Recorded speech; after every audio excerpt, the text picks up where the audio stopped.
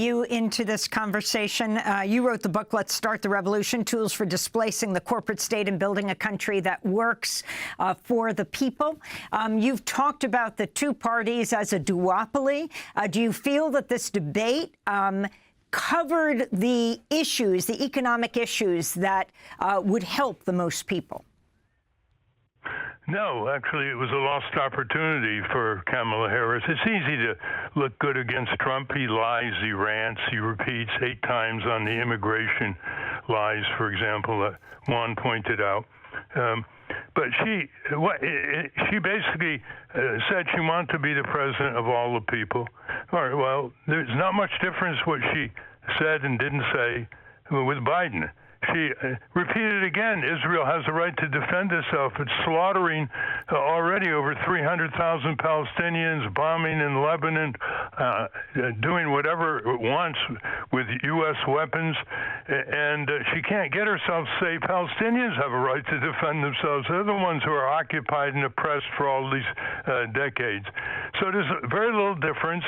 She comforted the oil and gas industry, saying oil and gas production is at a record high.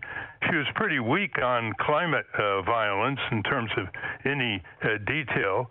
She didn't go for full Medicare. Just like Biden, he doesn't like full Medicare. She reassured the military-industrial complex by saying she was going to have the best fighting force in the world. She didn't really get specific on taxing the undertaxed giant corporations, who are, many of them are making billions of profits in the U.S. and paying no taxes or very few taxes. She didn't even go after Trump for his major violations of federal law and the Constitution itself. That's the main rap on Trump. He's a serial law violator. And the most amazing thing, Amy, is she didn't even make minimum wage front and center. The Democrats aren't talking about minimum wage in any authentic ways. There are 25 million people in this country who make less than $15 an hour.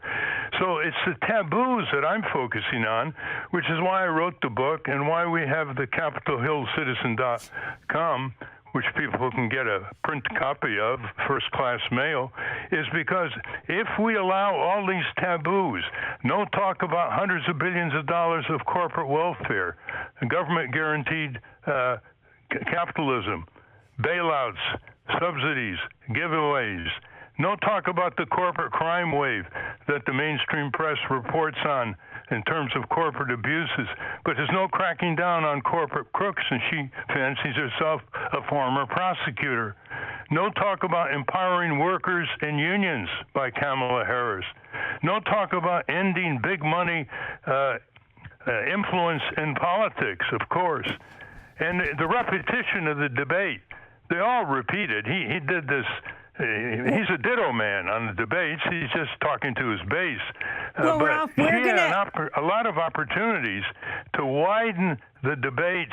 If you don't widen the debates, widen the framework of public dialogue, you cannot pay attention to the damage that's being done to our democratic society and the role of workers and consumers. We're going to continue this debate, and it will clearly be one between you and Professor Stiglitz after the show, and post online at democracynow.org.